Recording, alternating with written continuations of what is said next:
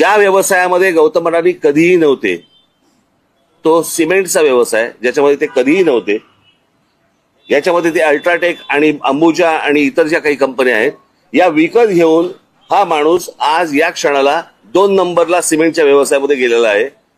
आज बिर्ला 1 नंबरला आहे, 2 नंबरला हा. गेल्या 10 वर्षामध्ये एक माणूस सिमेंटच्या व्यवसायामध्ये 2 नंबरला जातो, दुसऱ्यांचे व्यवसाय हेचून, दुसऱ्यांचे व्यवसाय हातामध्ये घेऊन. पॉवरचं पण तसंच आहे, स्टीलचं पण तसंच आहे, अनेक उद्योग तसे आहेत. सो मला फक्त मुख्यमंत्र्यांना सांगायचंय की हा विषय हा कोणाच्या ग्रोथचा नाहीये. ग्रोथ कशी होतीये, स्वतः उद्योगपतीची वाढ कशी होतीये, तर ती वाढ मला असं वाटतं समजून घेणं हे गरजेचं आहे. देशातल्या प्रत्येक नागरिकाने समजून घेणं गरजेचं आहे.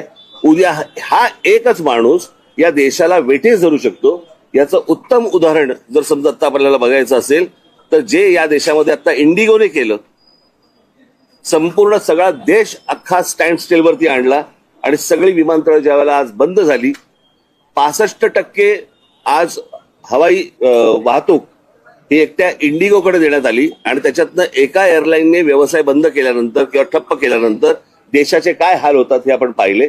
मला असं वाटतं हा धोका सर्वाधिक आहे आणि तो धोका मला असं वाटतं मुख्यमंत्र्यांनी समजून घेणं गरजेचं आहे किंवा त्यांना समजणं गरजेचं आहे